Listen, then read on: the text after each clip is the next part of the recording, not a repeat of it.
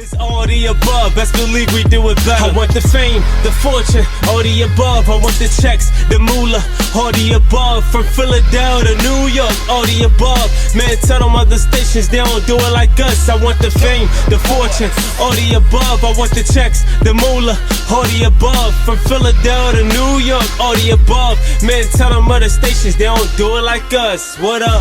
Hey, what's up, guys? It's your girl Angel Marie from All the Above, and I am joined here today by actor Mohamed Williams. How are you? I am well. How you doing? I'm great. Thank you so much for joining me today. Yeah, thank you. Thank you for having me. Thank you. I'm glad we're getting to connect. Absolutely. And we're going to get into a lot of great stuff where all of our listeners and viewers can get to know more about you and all the great things that you have going on. Are you ready to get into this interview? Let's go. Let's go. Let's work. All right. So first and foremost, what inspired you to pursue a career as an actor? You know, this is a movie that I shouldn't have even been watching at the time. Uh-oh. Um, Beverly Hills Cop. Beverly Hills Cop. You don't realize how much profanity was used until you get older, and you're like, "Damn, there's a lot of profanity in this." But this is back in Sierra Leone as a kid, and you know, normally what the community would do, like my uncles would just put a movie and have everybody come. There's certain movies, of course, we couldn't watch, so we created a hole.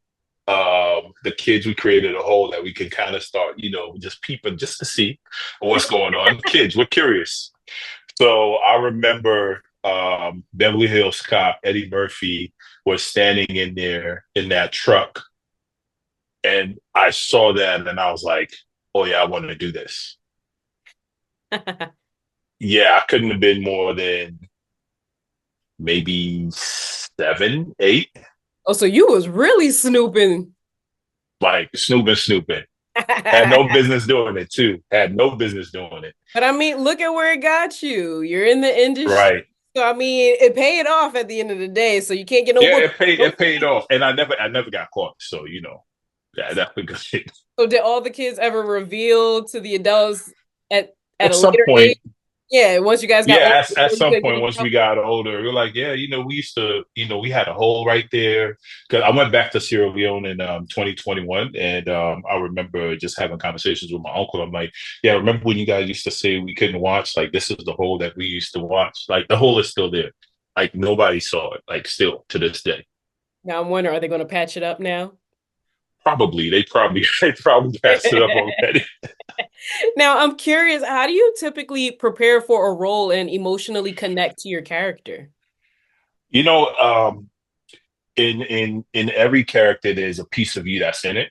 I firmly believe that in every character, there's a piece of you that's in it, whether it's things that you've gone through in your own personal life or you've seen other people go through it.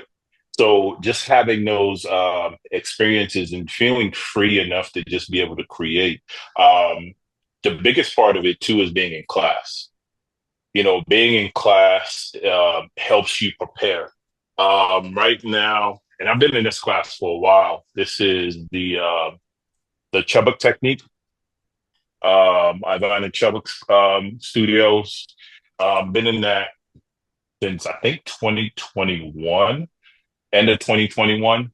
It's a 12-step technique that helps you like really create a character from your inner monologue, like your emotional state that you're in, your emotional diary. It's a very intensive process, but what it does, it helps you create a character that's like 3-dimensional. So that's kind of my process. And then I put on a like one of those like Hans Zimmer videos and just loop it.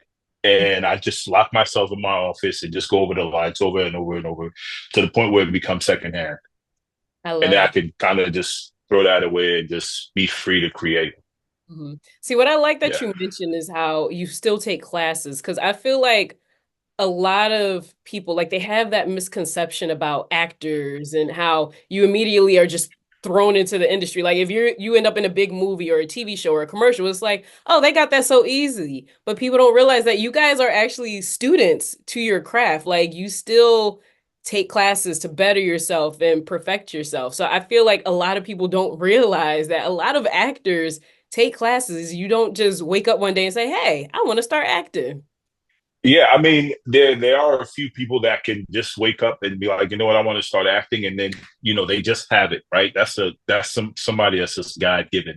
Mhm. Um, but even them, I feel like they take classes. Like the power of being in class, of having a teacher or a mentor, someone that can say, hey, what about this? What about if you do it this way? Like I was in class a couple of weeks ago with my teacher, and we had scene study, and he was like, "Hey, I want you to do it this way," and it was really a breakthrough for me. So being in class is probably the most important thing for an actor. Being in class and having a community of people, I think, are the two of the most important things. I can agree with that. What in correlation to that, what would you say is a role that pushed you outside of your comfort zone? Has there been a role that you've had yet that kind of pushed you Um, further? to be honest, I'm still waiting for that role that's going to push me outside of my comfort zone. Um, I've had life experiences, of course. I was in the military. I was born in a whole different part of the world. I was born in Sierra Leone, and right after I left, there was a 10-year civil war. So there's a lot of things that's transpired in life that I feel like I can bring to um, that role when it comes, but I haven't found, there's nothing yet that's pushed me outside of my comfort zone. Like I do want to, there's some roles that I look at sometimes and I'm like, oh, this would be so good. This would be so good, almost salivating at it like, oh, I'm so ready for this. But then, of course, everything in time. So Mhm. staying in class, staying prepared Absolutely. And until you then. just said that there's a role that you're like, ooh, like I want to get that. So what would you say is a type of role or a genre that you haven't done yet that you would like to? So I'm honestly a quintessential good guy, right? Mhm. So what I want is to play a bad guy, like a really bad guy role. Like Mhm. think Denzel in Training Day times 10. Oh, Yeah. okay. Because I mean, for me, I'm all about um, the people around you. I believe in treating the people around you just like with the utmost, because at the end of the day, at some point, God is going to come back and get them, right? So just make sure you treat them like hold the things and people that God put in your life near and dear. So going into a role that is completely the opposite of that, I'm really waiting for that. Like just to be able to create something that's so completely different from me Mhm. and my everyday life. So I'm waiting. I'm waiting. That means you're just ready for the world to hate you because when you play a role that's so well and you're the bad guy, people are just gonna hate Yeah. you no matter what role you have after that. You people are gonna be like, I don't like him. So that means you Yeah, gotta get that I role mean, and play because it well. there's some roles, that I've seen some characters in, and I'm just like, oh, he played that a little too well. He played that a little too well. So but that's the thing. That's the thing about art. They're supposed to see the artistry on screen and completely remove you from it. Exactly. That's That's when you've Diary of a Mad created. Black Woman and Why Did I Get Boom. I was Married? just about to say that. I was They just about to can't say that. stand them. That damn Charles. Ooh, that damn Charles. Yeah. So I mean, you'll be placed in history with that. And you said earlier how you're originally from Sierra Leone and you were also in the military. First of all, thank you for your service. You I were in the appreciate that. I Navy. appreciate that. So how has your upbringing in Sierra Leone and your experience in the military, how did that influence your approach to acting? Being from Sierra Leone, like we're some of the most like giving and kind people, right? Um, you know, so going into acting, my hope and what I strive for is to really be of service to the character, right? I don't care, who the character is or what they're doing. I can't judge the character for what they're doing. I have to create a backstory that's well received by the audience enough to say, okay, we see why he's doing this. We see why he's behaving like this. So, and also being in the military, one of the things that the military taught me is really having someone else's back. And I feel like I have to have my character's back. So when I'm creating, I have to be very mindful that, okay, this character is a piece that I'm putting out there, and somebody's going to see it and they're going to feel either impressed by it, sad by it, or there's going to be some type of emotion that I want to evoke from someone watching this. Mhm. So those things right there is just puts everything for me in like a square. Like, okay, this is what you need to do to serve this character. I like those correlations. Would you say Yeah. that there's a memorable experience during your time in the Navy that helped shape the man that you are today?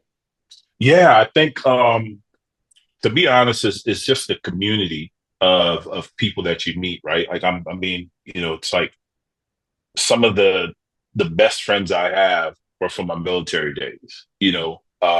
Three of my friends that we all grew up together joined the military around the same time. You know, we all grew up together, went to high school together, went to middle school together, and we all went to the military around the same time. So, like with that, the experience of knowing that you have somebody else's back and someone has your back, that camaraderie, man, like it's hard to even put into words. It's hard to put into words.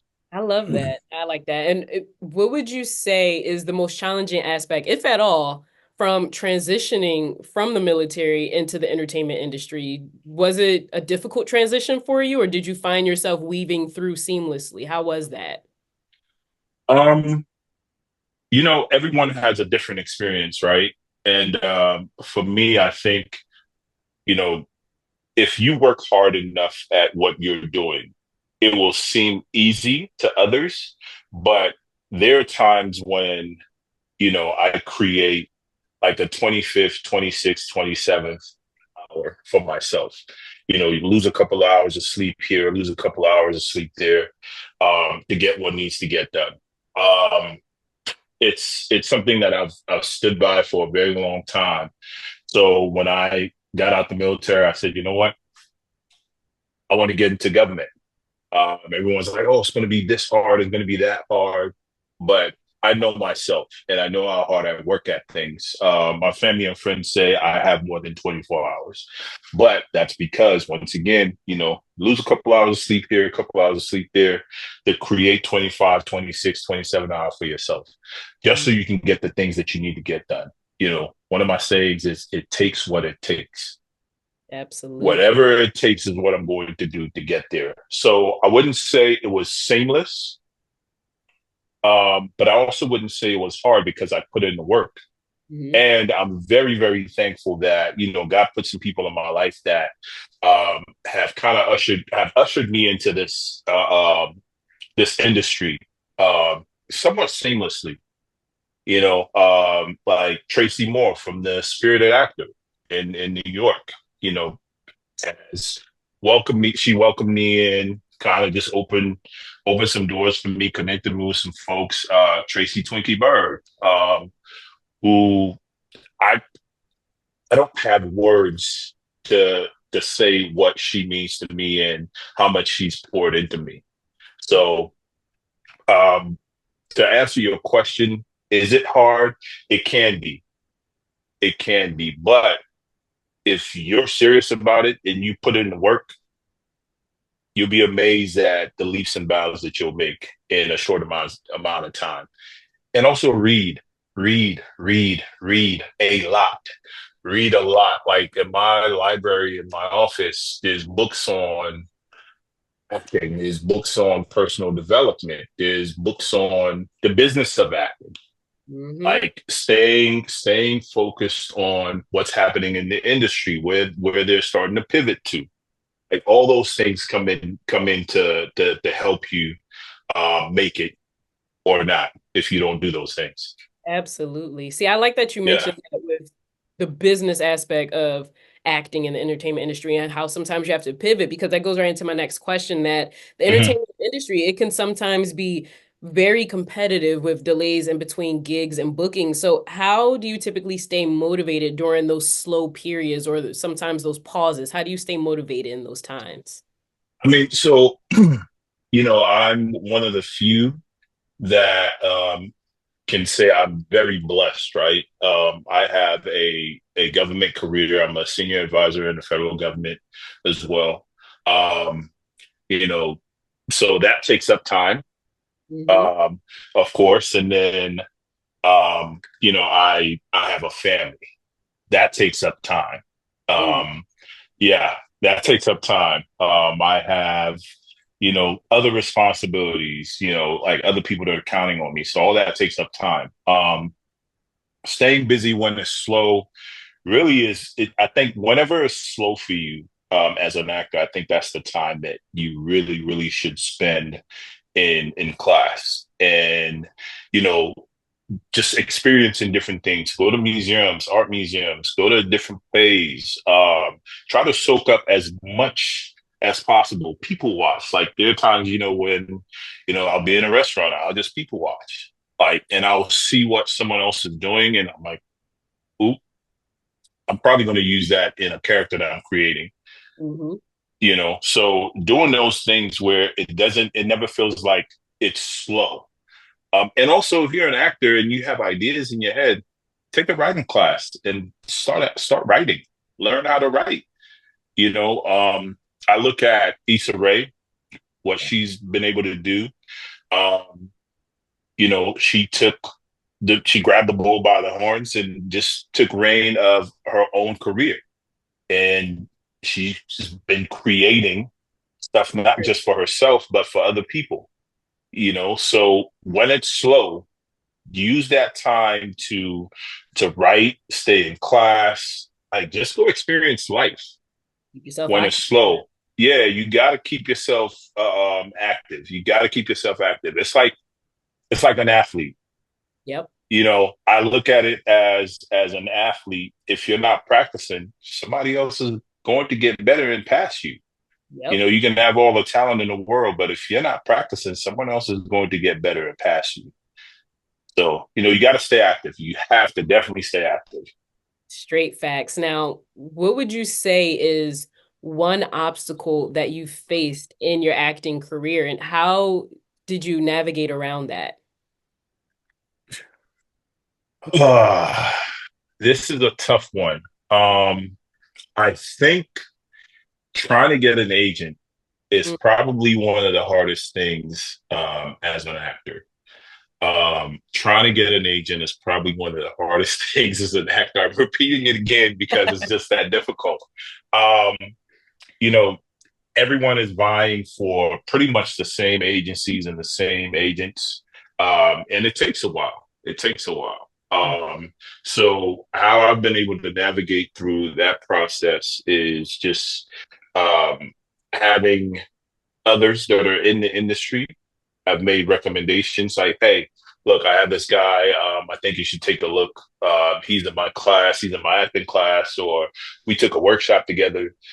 So that's been one way that I've been able to get in front of agents, have meetings, and now it's just that waiting game for us to see what's coming up next for me and where we need to go and where I want to go with my career. So Mhm. See, I like that. It's yeah. all about not what you know sometimes, but who you know. But Yes, I mean it's all about the hands you shake. yeah, It's all about the hands exactly. you shake. Networking, that's key, literally. But Yeah, it really is. on the bright side of that, what would you say is your best memory or your favorite memory or the most fun moment that you've had so far in your career? It's like a So in 2021, I remember I had just told myself, like, you know what? Maybe I should just focus on what I have going on. I'm in the government. I'm in a great place in life personally. I have a great career. There's no higher that I can go in the government unless I decide to go into politics, which I don't want to do.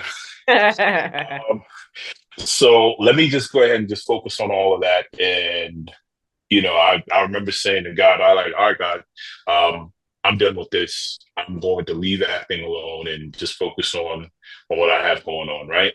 Mhm. And my cousin, shout out to my cousin Salu Cisse, one of the best actors you'll ever see.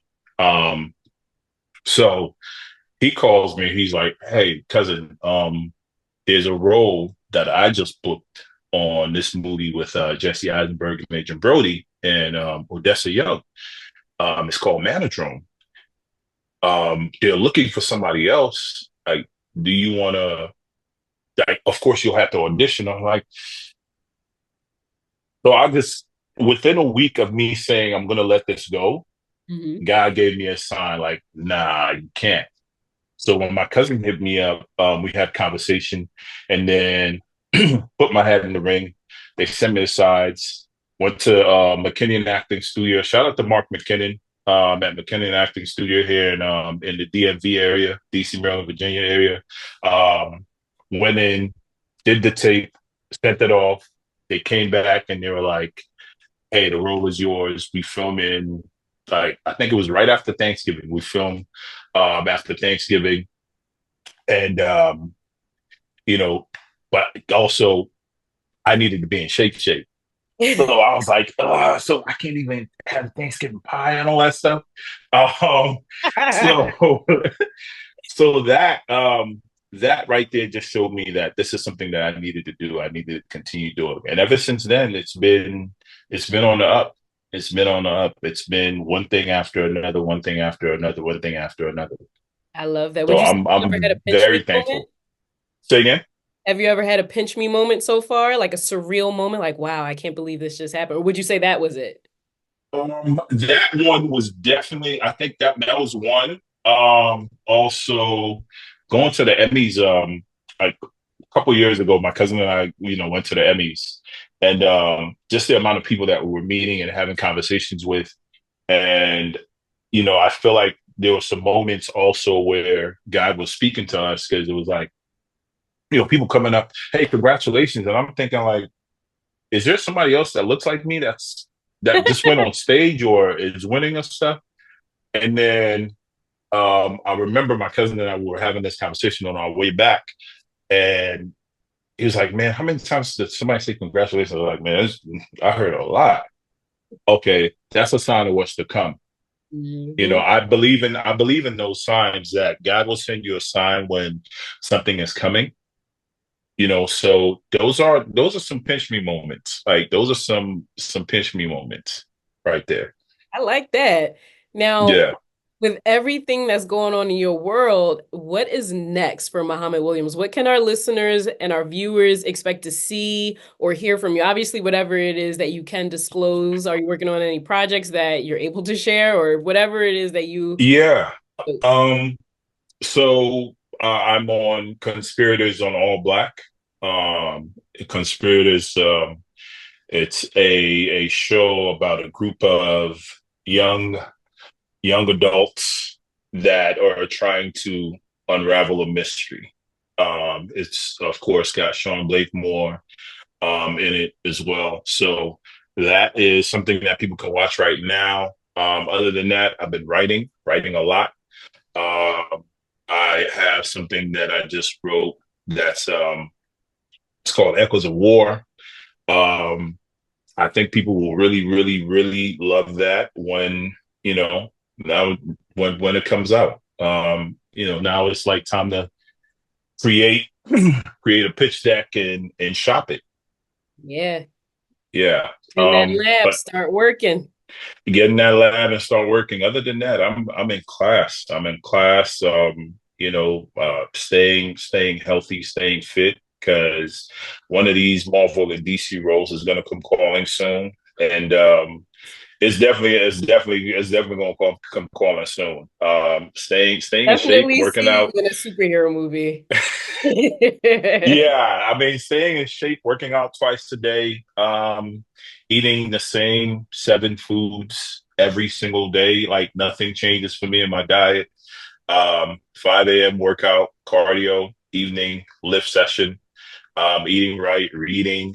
Oh yeah. Yeah, you talk Oh about yeah. Yeah, eating right, spending time with family, spending time with close and loved ones. Just I'm in a great space in life, and I feel like it's just going to help my art so much more. And Absolutely. I have a community of people that's around me, that's giving me the game, that's helping guide me, that's protecting me, having the tough conversations. Yeah. So I'm very, very, very thankful. I like that. You have so many great things on the horizon. So for all of our supporters, our viewers and listeners who want to stay up to date with everything that is going on in Mohamed Williams' world, how can they find you?